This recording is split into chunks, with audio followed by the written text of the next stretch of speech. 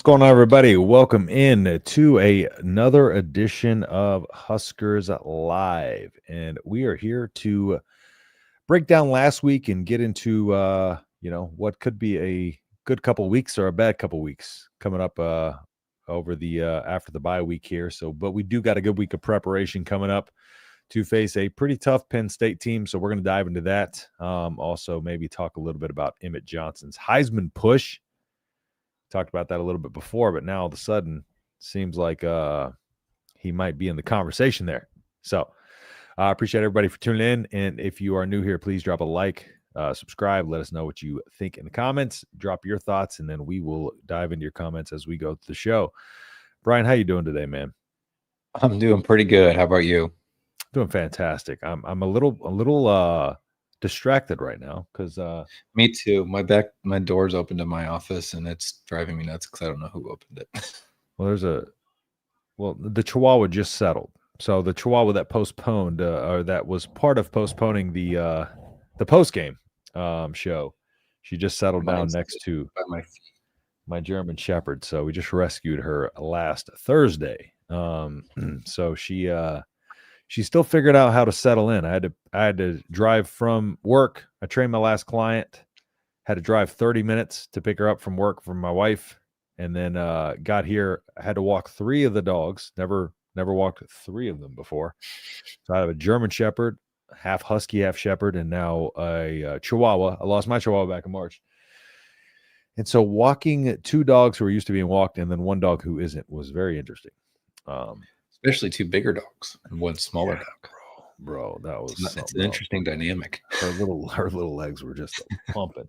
But she's just kind of chilling out next to my German Shepherd Gunner now. So hanging out next to her big brother. So hopefully that means she's not going to tear into anything during the show. But let's hope. Yeah. Let's go. Go Big Red. We got a howdy fellas and all. Go Big Red. Go Big Red. I was going to say Nick. I don't even actually know what the end means. So in Schluter.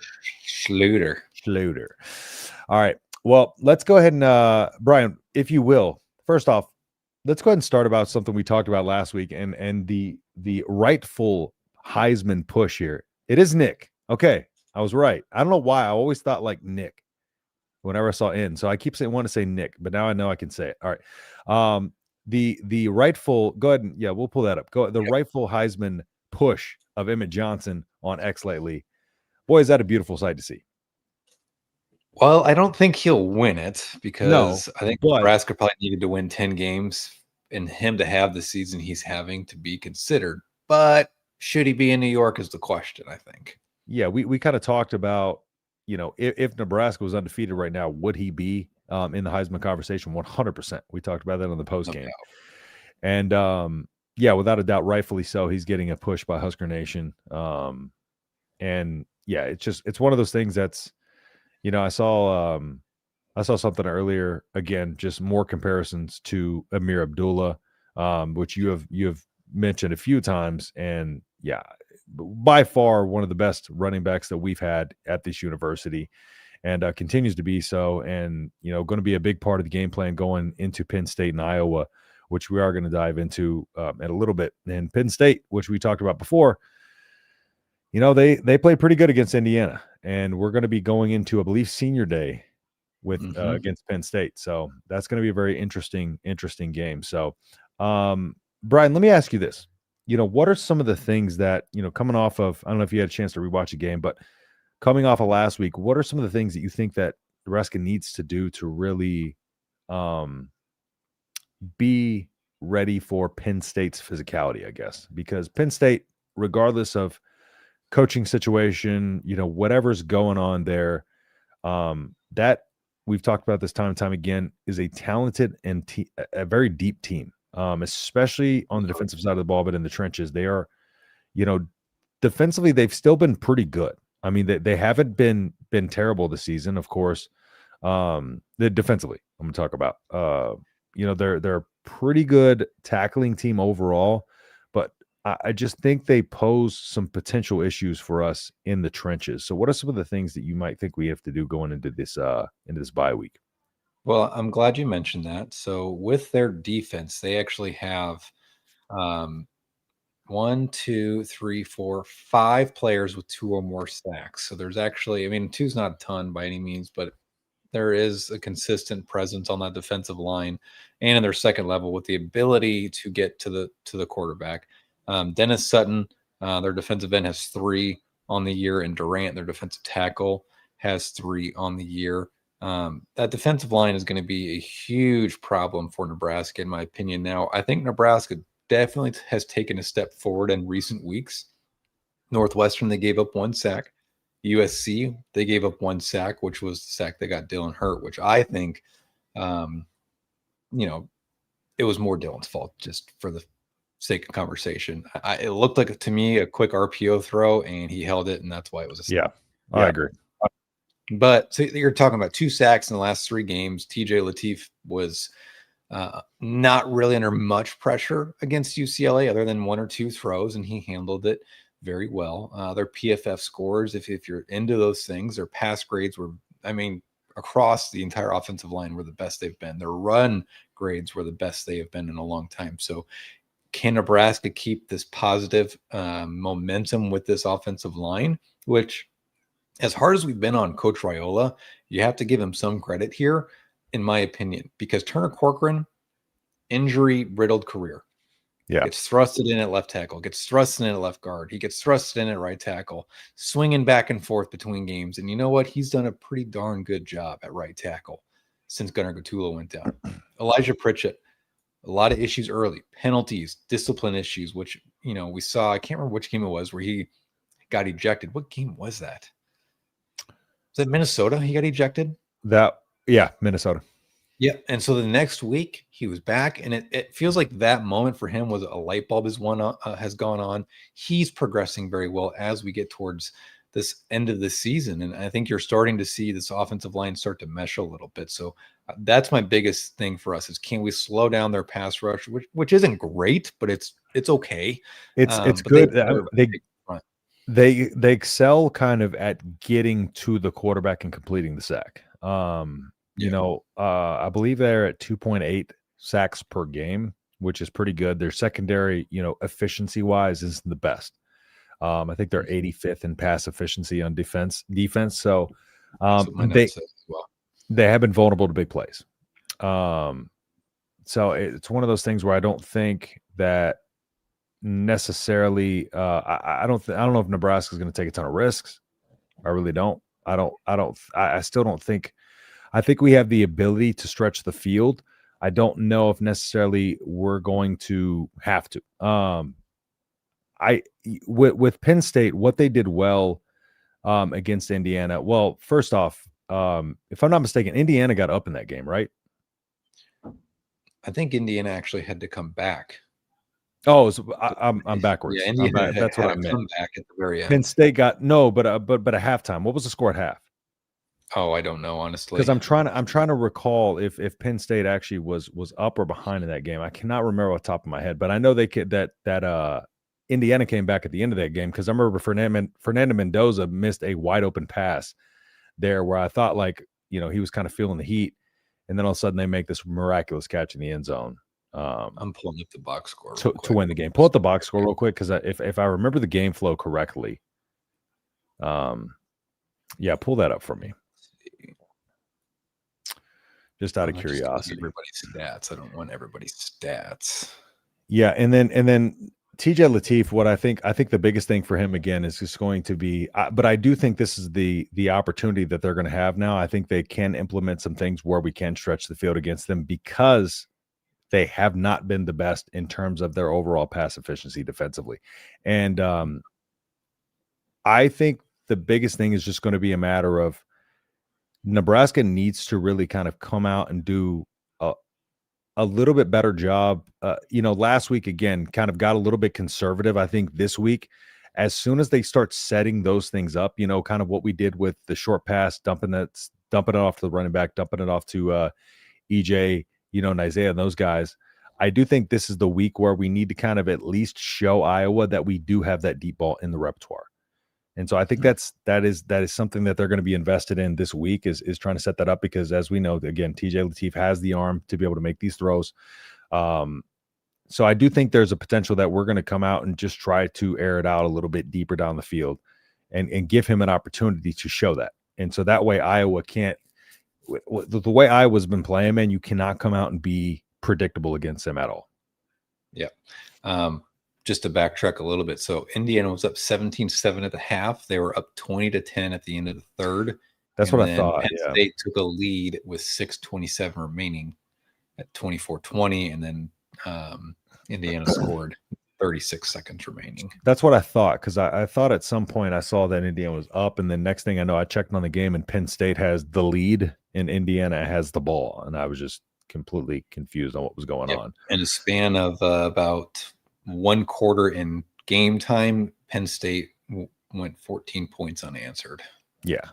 So very, very, this game, for all intents and purposes, is going to be, I actually think, a really good setup game going into Iowa because of the physicality that we are going to face going into that game, though. Yes. But Nebraska with a chance for 8, potentially 9 wins, first time since 2016? Yeah, that would have been Mike Riley right before his final year, actually. Yeah. So, to me, I want to see Nebraska take some deep shots, just to, like you said, throw it on film that, hey, we can go deep. But this is a game where I think Nebraska can use or continue to use their running game to set up the pass game. And the reason I say that is because Penn State's rush defense is ranked 82nd nationally. They're giving up over 4 yards per carry. They're giving up 160 yards a game. It's not great. It's actually pretty bad. And I think Nebraska, with TJ and his mobility, can exploit that a little bit, where ideally those safeties start to kind of creep down, or maybe they allocate another defender, an extra defender, into the box to stop that run game. And that hopefully gets you isolated with Dane Key and Isaiah Hunter or Ja'Cory Barney outside. And you can use them to kind of stretch the field a little bit. I was looking through their secondary stats, and they have, I believe, I can pull it back up here in just a second, but I believe they've only forced 9 total turnovers this year on defense, actually, which isn't a lot. Not at all. Yeah. They have 1, 2, 3, 4, 5, 6 interceptions on the year and 3 fumble recoveries. So they're not like a heavy turnover defense. I'm sorry. They had 11 forced turnovers. So basically 1 per game. So you said 6, and then 6 interceptions, and what? How many forced fumbles or fumble recoveries? 5. So it's 11 total. 11 so it's total. a little bit better than I thought, but it's not anything to be like, they're not this ball hawking defense, in my opinion. Correct. Yeah, I think a lot of that was too against the bad teams they played early. Yeah, less of an opportunistic defense and more of a they're not opportunistic, more of a physical defense, which I think in a way could, again, they have explosive running backs at the that's one of the things they do well. Yes. However, Grunkmeyer, who I don't have a lot, I have not watched a lot of his film, so I don't know kind of what. Do you have his stats up? I will in just a second. I was looking at their game versus Indiana, so let me back up real quick. Yeah, pull that up for me, because I'm curious to see. Because the thing about Penn State's backs is their backs, they do a mix of everything well, and so there could be a potential where that is the ability to open up, Grunkmeyer. They can just ride those running backs as far as if Nebraska doesn't find a way to kind of get physical at the point of attack and be able to drive some stuff, drive some stunts up the middle and just be able to shut them down. Like, we have to make a commitment to stopping their run game early and make them beat us with their arm, honestly. Yeah, so Grunkmeyer is now, since he's come in for Drew Aller, is completing 65% of his passes, which is actually pretty solid.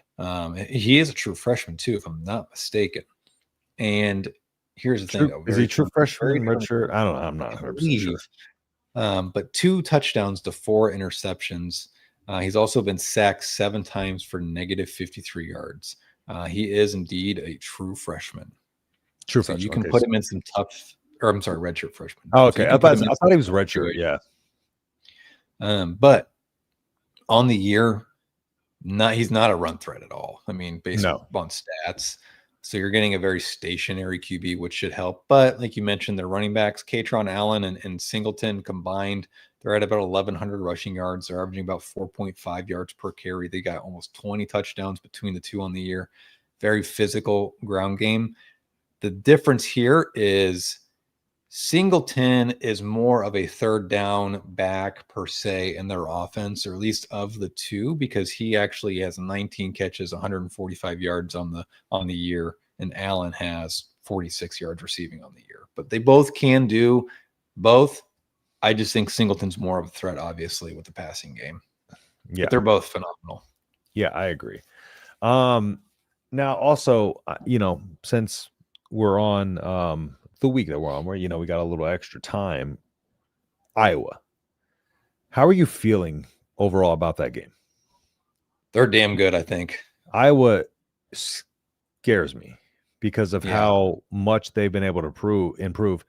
And what are some of the reasons that you think they've been able to improve? Do you think it's kind of their typical, it's the Iowa way of, they kind of just over the course of the season, they have this style of football that they kind of wear, as other teams wear down, it seems like they just get stronger. It's just one of those things where it's like you want Nebraska to be that team that's also kind of improving as the season goes along, but we're not getting that same level of improvement necessarily that we would like to see, from a team like that. Because, I mean, they, for all intents and purposes, they gave Oregon all they could handle. They should have won that game too. If it wasn't for an absolute perfect throw by Dante Moore, who had not a great game by any stretch, but that one throw on the sideline, he put it in the only spot it could be. And so you have to give kudos to him for that. But I think part of it too is their quarterback, what's his name? Gronowski. Yeah. Gronowski. Not a great mobile quarterback, in my opinion, but mobile enough where you have to kind of respect his run game a little bit. He's their second leading rusher. He's averaging 4 yards per carry. He's got about 400 yards, just under 400 yards on the year, 12 rushing touchdowns. He actually leads them in rushing touchdowns, which is shocking to me. Their primary running back, Moulton, is okay, averaging 5 yards per carry, 500 yards on the year. But what I think, and I tweeted this out during the Oregon game, what you have to appreciate about Iowa is they know who they are. They're patient with their process. They don't change their process. They don't change what they're doing unless it's a blowout, which is very rare. That they're getting, and they stick to it. They don't deviate at all. And so they're going to keep running and they're going to keep punting.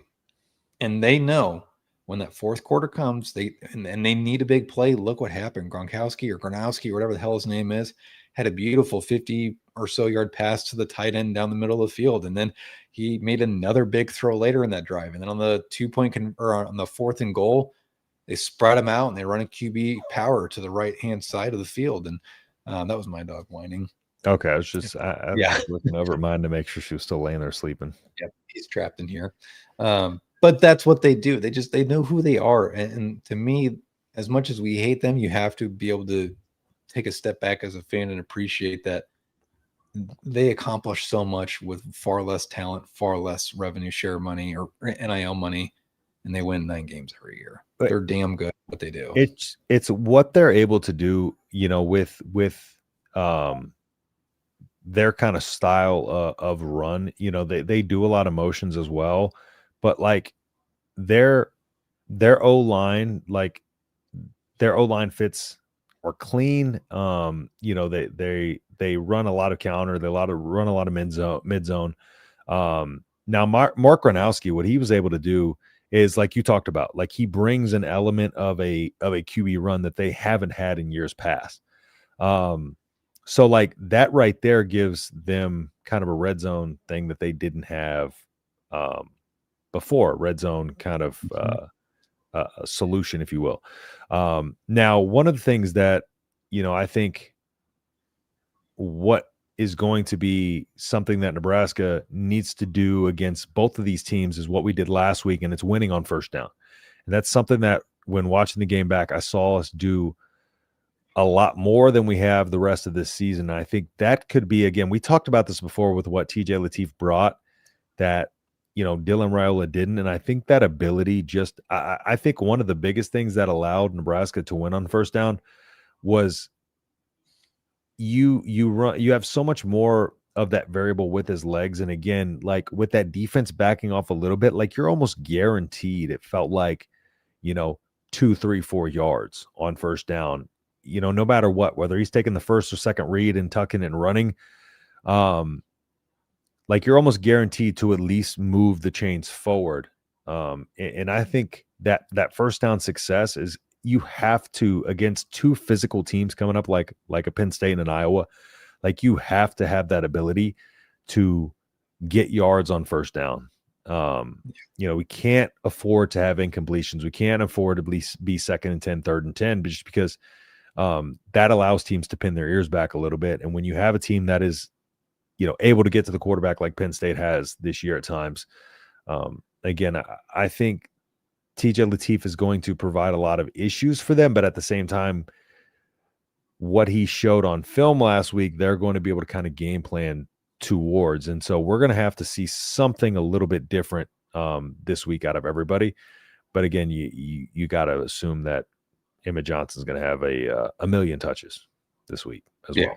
Emmett Johnson's going to be Emmett Johnson. But this is like the beautiful thing about football is, UCLA doesn't know what TJ really can do.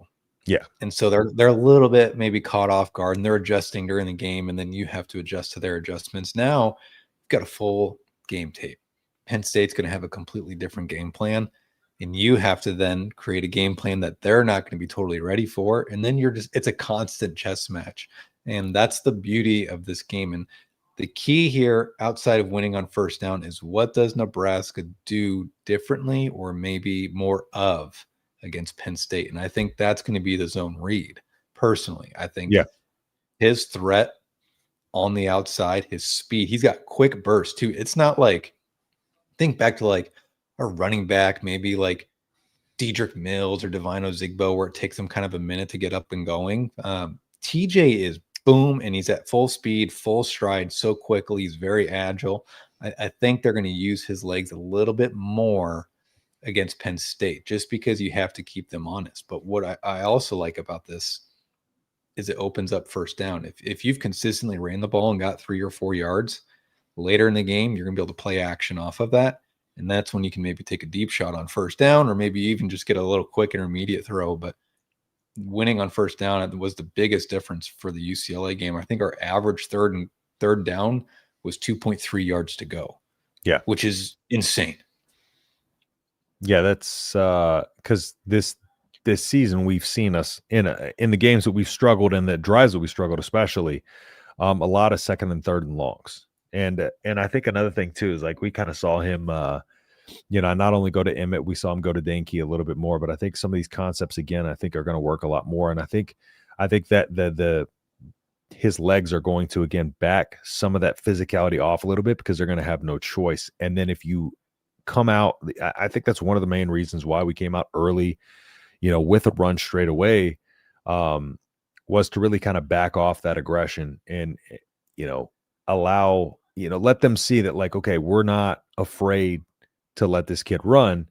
And then from there, that creates, again, a little extra space for your execution to be able to improve a little bit. The defensive line isn't going to get off the ball as aggressively. The second level, the linebackers, their eyes are going to be, again, in that play that I talked about where, they're guessing run versus pass. They step down to guard the run, the QB run, because then you have that inside handoff fake, and it kind of almost plays a zone read. Now you're going to have linebacker stepping down a little bit, trying to figure out what he's going to do. But then at the same time, you're going to have them stepping back a little bit at times because they're afraid he's going to run it out, roll out, and keep it.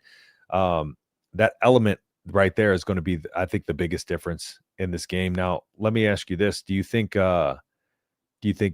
we have a higher percentage in these games with TJ as opposed to Dylan because of what he provides with the legs? Just throwing this out there, man. I'm not trying to get you tripped up here. Okay. I'm not trying to get you in trouble. I do. And I love Dylan. Don't get me wrong. He's our quarterback come fall next year. Yep. But I think having a running quarterback in this day and age is vital to your programs and your offense's success.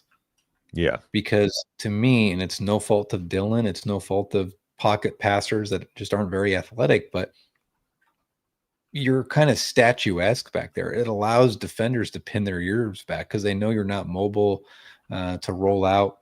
With the exception of very few, they're not all like great athletes, but like a guy like, you're gonna hate this example, but a guy like Mahomes is not overly athletic. I know it was coming, but he's mobile enough to get you out of the pocket. Even something like that is okay with me. But to me, Dylan is not mobile at all.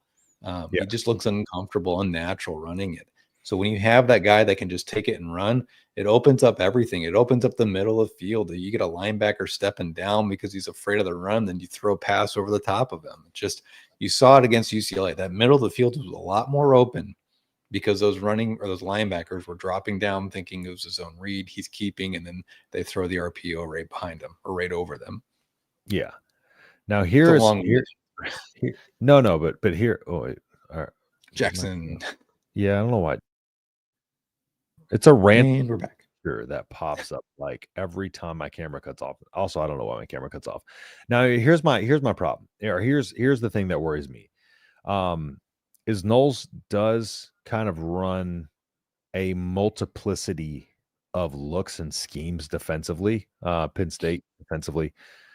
Now, rather than kind of just a straightforward, 4-2-5, that's their base, of course, but they do a lot of mixing that up, especially with their shells and stuff like that. That is where I'm worried that they might try to mix that up a lot against. Now, we also have an NFL, style and NFL experienced defensive back coach in John Butler that can kind of show some of those things in practice. But I feel like, they do have that more so than UCLA. I feel like they have the athletes and the flexibility to really be able to defend against the RPO a little bit better. And so, and I do think they have the ability to kind of win their one-on-ones and over, Penn State with their athletes, their linebackers or defensive backs, like they're asked to do a lot more and they're trusted to do a lot more. So it's going to be a lot more difficult to kind of stretch their zones, if you will, like we talked about in the post game. So that's where I'm curious to see, where we kind of try to, I guess, change up the game plan a little bit, because they are going to really try to make his life hell by mixing up their shell coverages and mixing up, they're going to have the rolling coverages. UCLA, not as much, because I don't think they had the athletes to really get over and do that. I think a lot of times they had to be in position to where they needed to be because we were stretching them so thin in their zones. Like they didn't have time to recover and get back over, because a lot of times we were dictating what they did defensively and they weren't dictating, what they did defensively, if you will. I think Penn State might dictate a little bit more of what they do defensively, and it's going to be a little bit harder to throw them out of that. What I also think is something we need to consider is getting to the line quicker. It felt like they were kind of like giving TJ some free reign to make some checks or some audibles, but it was probably a 2-play system. Like, hey, you're going to do, this play or can it to this play, and you'd see him can out of it and get to the second play. But I want them to try and get to the line of scrimmage with like 20 to 22 seconds, because that'll allow him to see the field, and then that'll allow the coaches in the headset to say, hey, are you seeing this cover 2? Look at this cover 2. It looks like they may be rolling into a cover 1 robber or whatever, right? It'll give them some extra time to coach him on the spot. We should probably get to that super chat. Holy, the other Dave. 99, brother. You are the man. Yeah, pull that up. Oh, my computer's being slow. How dare there you. We go. Thank you for your service. I'd give you $100 super chat if my NU versus UCLA score hit. It was close enough. Let's win out. Man, I cannot thank you enough, brother. You Thank are you, Dave. the man, bro. We cannot tell you how much we appreciate you. Not only supporting the channel, calling in on Fridays, but yeah, bro. Even so much, like we say all the time, like one of the things I was thinking about the other day is, I don't necessarily do this because of to push views, likes, or anything like that. I do this because I love, just talking Nebraska football. And we try not to ask for money. We try not to ask for likes, subscribers, and all that, but like cannot tell you how much that means, man. So thank you so much, brother. Thank you so much. And thank you for the the thank you for my service thing. I never know how to respond to that. So I would say, I told somebody today, I was like, I never know how to respond to that. So you're welcome. No, I'm just like, no, but thank you so much again. We appreciate it. So much as a like of you helps us out so much, but you're the man, brother. Thank you as always. Yeah, we cannot thank you enough. Yeah, shout out Dave, bro. Dubs in the chat for Mr. Dave there, man. God, I'm not even used to seeing that little red super chat. I saw it pop up while I was talking. I just glanced at it and I didn't know what it was, so I just kept talking. And then I looked again and I was like, "Holy shit, man!" Yeah, Dave's the man. Can't thank you enough, brother. And yeah, we appreciate you as always, bro. And all right. So, anyway, sorry, what were you saying? Yeah, I kind of forgot what you're talking about too. Because I'm gonna dive into a little bit. We're talking a little bit about Penn State's defense and the RPOs and stuff like that. But I was going to also dive into kind of Iowa's defense and what we can look forward to and what we're kind of up against with that too. If you had anything else on Penn State's defense. I had one note. But yeah. So over the last handful of games, basically Oregon they're giving up 31 points per game on defense while only scoring 24. They've lost every game since Oregon. Mm-hmm. To me, that even though they almost beat Indiana, that was a very passionate game. The crowd was really into it. As a Nebraska fan, I hope we can get this as like an 11 a.m. kickoff on senior day. Maybe the crowd's a little late arriving or whatever. There's just not as much juice on 11 a.m. game. Your team's lost like 7 in a row.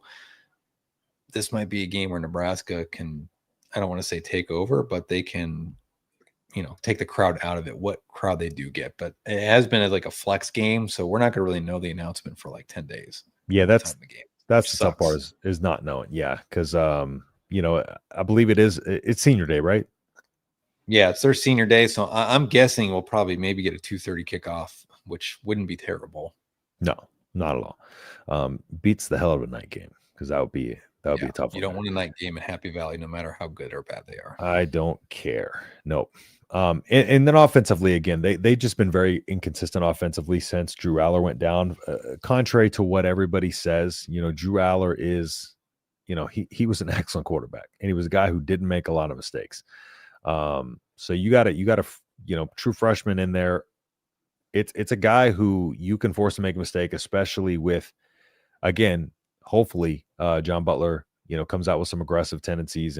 But one thing that I do know is he does have the ability to, if you cannot run the ball, he can make your life hell with his schematics and stuff like that. So that's where I think Nebraska will have an advantage versus as opposed to Gronowski the following week. Because Gronowski he's no Nico, with his legs, but he can move enough. He's athletic enough to cause some problems. Yep. He's athletic enough to cause some problems. So now go ahead. I was going to say one more thing.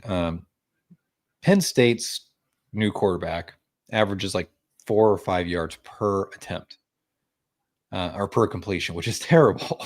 Yeah. He has what is it? He has 70 completions on the year, and I got to pull it back up because, it's crazy, actually. Give me 2 seconds. Yeah. It's bad, though. What was his name again? Their quarterback? Gronkmeyer. Okay, 64 completions for 562 yards at a 5.7 average. Yeah.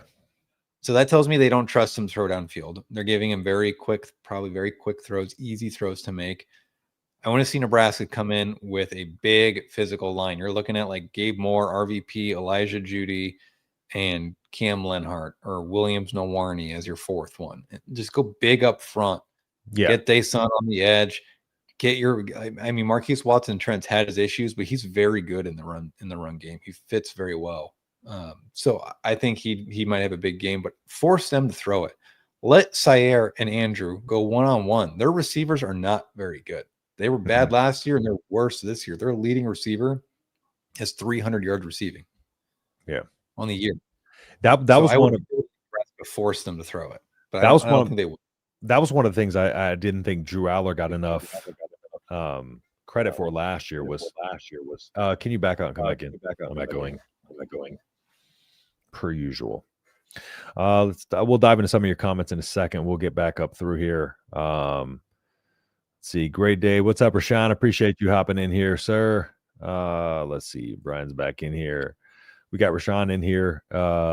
Maybe we see a little bit of Mackay this week. A little bit more Mackay. But we'll definitely see him upcoming. But appreciate you hopping in here, Rashawn, as always, brother. Sorry, what were we saying, though? You were talking about oh, yeah. I would like to Nebraska to just force him to throw it. Just let your corners go one-on-one all game. I don't care. Yeah, and kind of what I was talking about last year with Drew Aller. One of the things that I don't think he didn't get enough credit for was the fact that he didn't really have any weapons to throw to. Like they were and didn't turn the ball over a ton. And so now I think that's been a big problem for them is you had a good quarterback who didn't have a lot of weapons, who was really able to kind of mask the fact that you didn't have a lot of weapons because he had, he was very efficient as a passer. He doesn't, one of the things that Drew Aller didn't do is turn the ball over a lot. And I looking over time, a lot of people kind of hated on him. But, when I did my Big Ten show, again, I did a lot of looking at Drew Aller over the years, freshman, sophomore, junior. He improved dramatically, but one of the things he didn't do was he didn't throw the ball into danger a lot. And that's something that they are going to have to figure out how to do. And that's kind of what you're talking about. We're going to stack the box and force them to try to make those mistakes because we have guys now that we can play on an island and we've seen them do it time and time again. Again, I would like to see them do it a little bit more against UCLA this past week. But I think that is something that they're going to invest in, trying to really stack the box. Because if Penn State beats you with their run game, then so be it. It's one of those things that but if you let them, if you don't stack the box and you kind of try to, play off of them a little bit, you just have to come out there and sell out to stop the run. They don't have a running quarterback, so that's something we can do because they're not going to be able to back you off with that QB run. And so I think that's where Nebraska's advantage lies in this coming week is they're going to be able to be aggressive without having to worry about the legs of the QB. Mm-hmm. So, and you're going to be healthy. You'll get Dawson Merritt back and Dason McCullough. Yeah, Dason will be back as well. Now let's moving over to Iowa's defense because I did want to kind of preview a little bit of Iowa's defense versus what TJ Lateef might have to see against them, because both teams, I believe both teams run, it looks like a 4-2-5. So I believe they both run kind of that. I mean, a lot of teams run the 5 defensive backs nowadays, just because, again, you add that 5th defensive back on the field. You sacrifice a little bit of the beef up front pause for a little bit more speed on the back end. So shut up, damn it. So it's really designed to keep up with more of these spread offenses. But Iowa runs, a lot of that kind of match zone. And so we saw a lot of us, being able to test UCLA's zones, not only horizontally, but vertically, with our motions and with Lateef's legs. So I think one of the things, though, with the match coverage is they're really good at stopping and coming back into their run fit. So we're going to have to be very, very creative when it comes to, using his legs. Iowa's a team that really doesn't have to blitz a lot. They can use a lot of simulated pressures, but they just do a really good job of everybody on their defense does their job very well. And so it's hard to get them out of position. So they're going to make us fight for like every single yard that we get. They can rush for, they're going to be able to drop 7 into coverage. Whereas I think Penn State, on the other hand, I think they're going to have to get a little bit more creative and because, defensively, they're pretty good again, but I just think they rely a little bit more on their physicality more so. But I think with their ability to get to the quarterback, now they're going to have to stay at home a little bit more. But I think Iowa's going to present the tougher test when it comes to that, because of their ability to not only match, but everybody in defense again does their job very well. And so, do you think it's going to be very similar with kind of the RPOs and stuff like that, and more design runs against Iowa as well? I do. I think this is a game where you don't want TJ dropping back a lot. They're starting 3 defensive linemen, have 14 sacks on the year. We still have 2 weeks until we play them. Yeah. That defensive line is going to be a problem because, like you said, when they can generate their own pass rush, that allows you to drop 7. That allows you to drop 8. And then when you're doing that, there's just not a lot of holes in the zone. Or if they're playing man, well, they'll be a man zone. There's just not a lot of areas. And one thing, as good as TJ looked, we haven't really seen him have to sit back there and pick apart a defense. Yes. And so that's what I'm looking for from him against Penn State to prepare him for Iowa, because I think Iowa's defense is one of, if not the best in the entire country, yet again, per usual. Yeah. And one of the things that Iowa's going to do, Penn State does this well, but Iowa, they're going to allow you to throw the underneath, and they're going to trust themselves to rally to the football and, be able to make tackles. So one of the things that we're really going to have to work on is not just taking the underneath. I do think, like, over the course of this week, they're really going to have to work on trying to do some things that really kind of, again, because if we're sitting here living on the underneath, I think it'll work for a little while. But Iowa, again, they trust their ability to tackle. They trust their ability to get down, because they again, they're really good with zone coverage. They're really good with tackling. They're top 5 almost every year in, like, yards allowed after catch. So they're going to give you, that flat, and they're going to allow you. They're going to try to get down and tackle you before the stick. So I do think this week, again, I do think this is going to be a week where we're going to have the ability to be able to just stretch the field a little bit deep and try to show that we have that in our repertoire.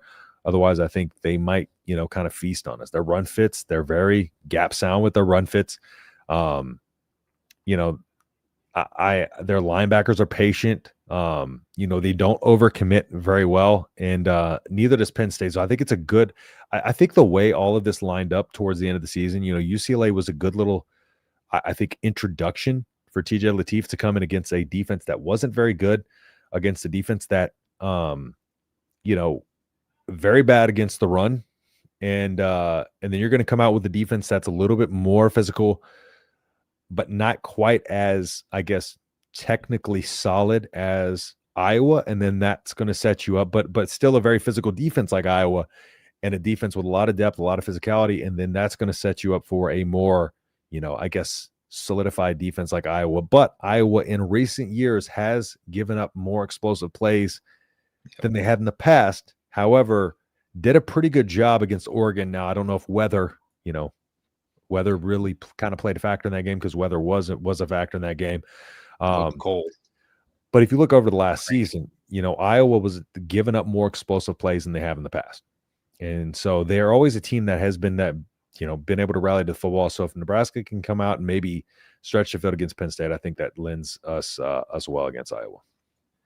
Well, they finally have improved their offense a little bit too. They're not a great offense by any means, but they are performing at a higher level than they have in recent years. They're getting it helps 30 having a quarterback that can somewhat move. Yeah, because he's not like someone to write home about as an actual passer. I mean, he's got 1,000 yards on the year at 64% completion, 5 touchdowns, 4 interceptions. So, like, he's not really a threat throwing the ball, but he's good enough where you kind of have to, you can't just expect him to just bomb it and just be a shitty QB. But their offense as a whole, I was looking through it. This is nothing great. This is better than what they've had, which, considering how good they were with how good their defense has been, now you've got a decent offense, or somewhat competent offense, that's getting you 30 points a game. That's getting you, let's see, rushing yards was, where was it? I just had it up. I'm sorry. Rushing yards, 4.5 yards per attempt. They're averaging 175 per game. That's controlling the clock. Their time of possession is like 33, 34 minutes a game. That's going to help your defense out a ton.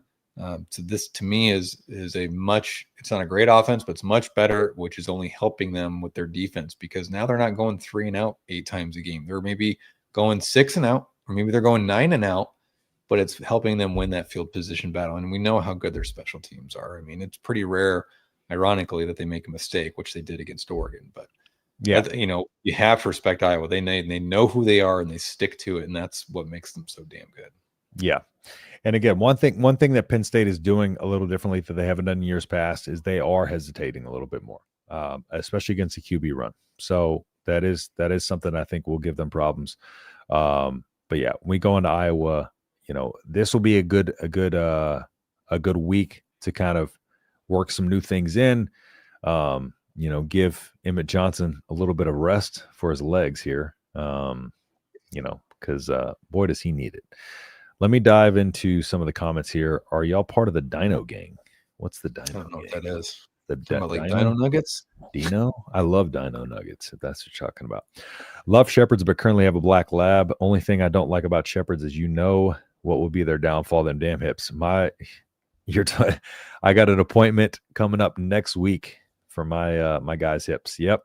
Hip dysplasia, man. Unfortunate part of owning these big bastards is they do get those bad hips. They start moving a little slower, man. It sucks. Hate to see that, man.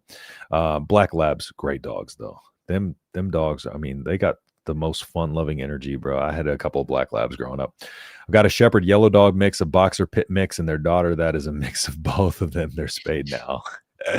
I got a Shepherd and a Shepherd Husky mix. So I grew up with German Shepherds. I worked with some of the military working dog canines when I was in the military. So German Shepherds are just what I know. I love pits. I had a couple, about 3 or 4 pit bulls growing up as well. So it wasn't until I got out of the military that I got my first Chihuahua. So now I got another one. I got my second Chihuahua.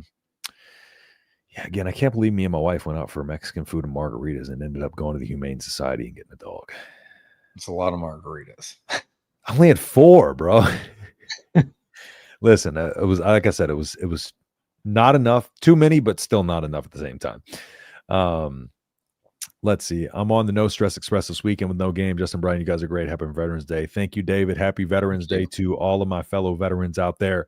Iowa scares me too. Yeah, they scare us all. Not much Miho should have guessed you're a lab owner too.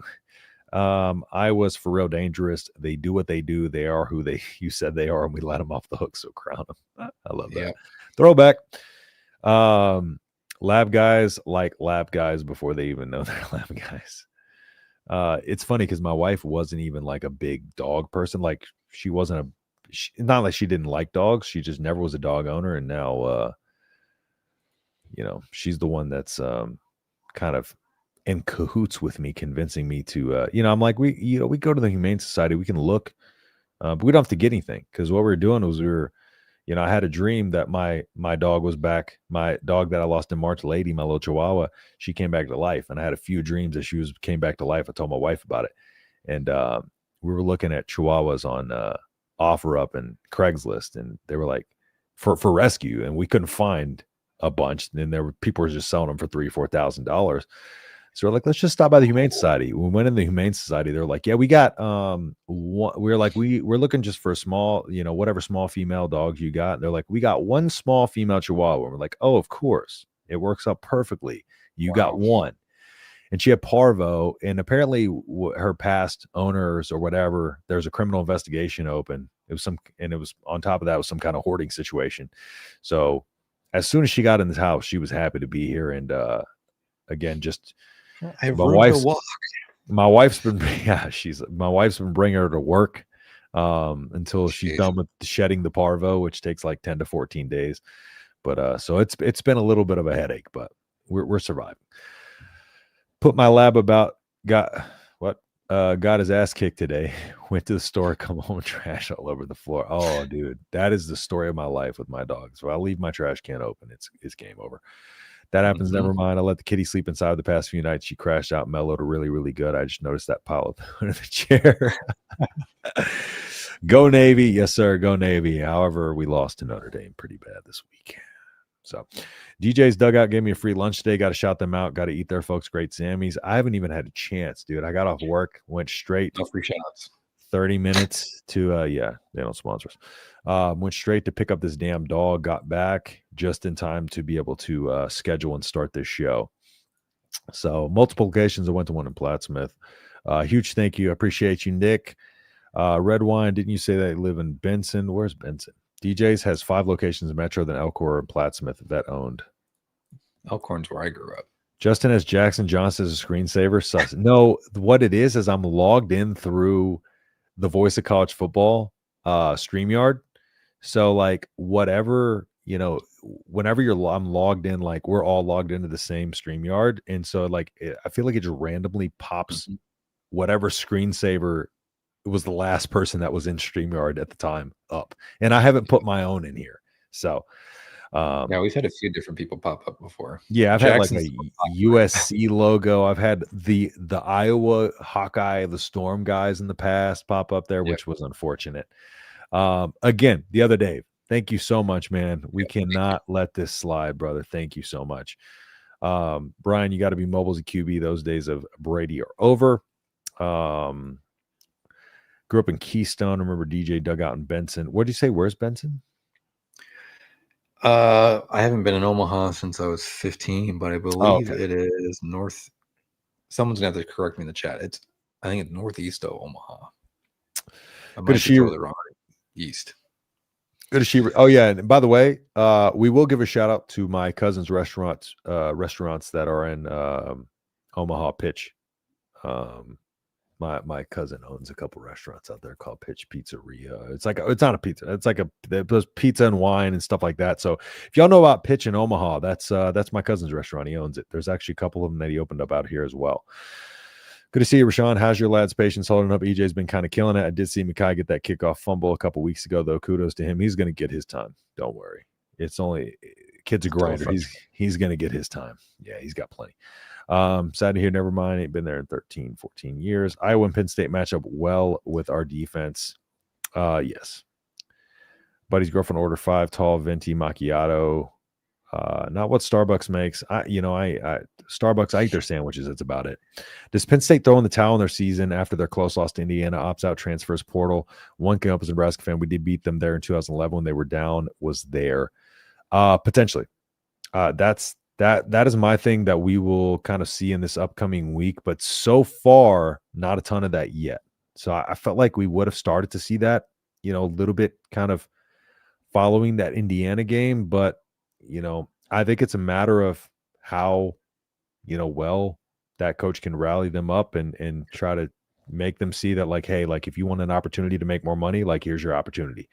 Go out and play these games. And then, that's your chance. So it's a possibility, but regardless, I just think Penn State is so deep that they're going to be tough no matter what. The hipsters and music crowd are really easy and fun to drink with, but they don't consider they're talking to quite often. I don't know what that means.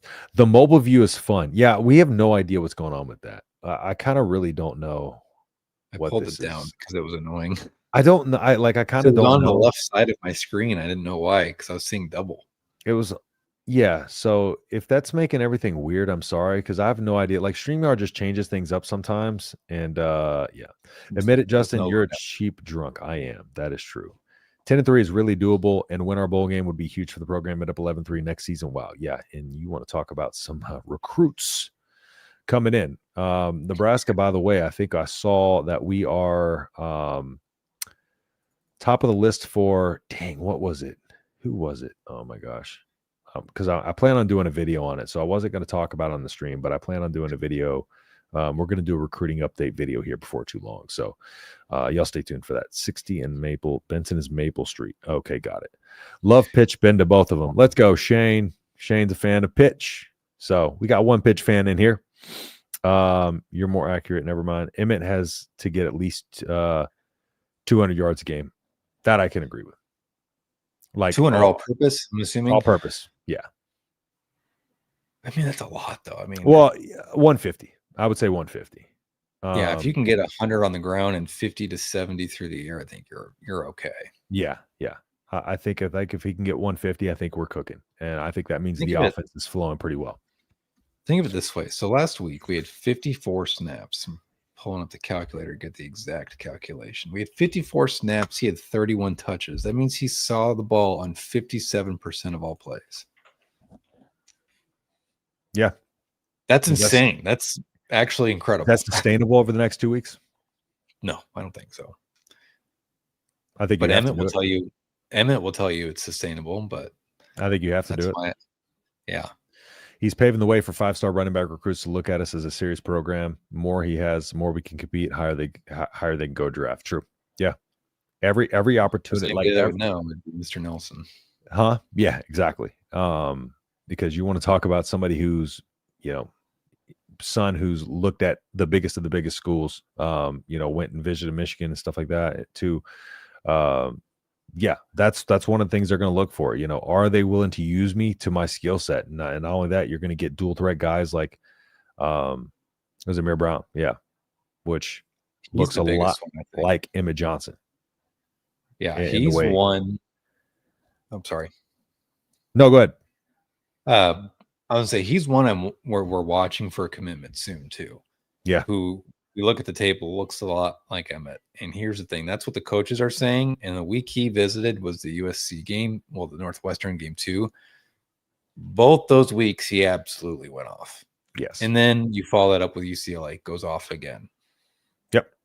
To me, it's pretty evident where he should be. Yep. I live by pitch here in AZ. Awesome place, Justin. You appear on Generation of Red in 1 hour. I'm going to try to.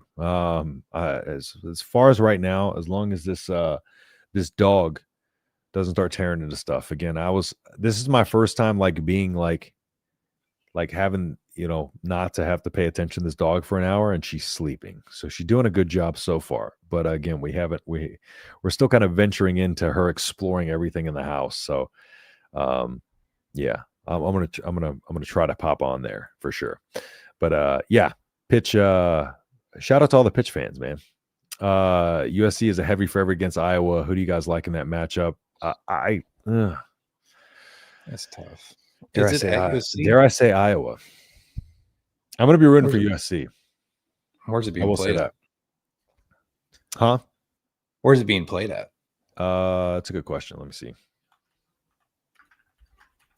Let me double check. I think it's at USC. Let me see. Yeah, at USC. What time's the game? 1:30. Well, 1:30 my time. Okay. Yeah, so what is that? 2:30 your time? Yeah, I'm going to take USC. I'd be curious to know the spread on that. I'm going to be rooting for USC, but USC -6.5.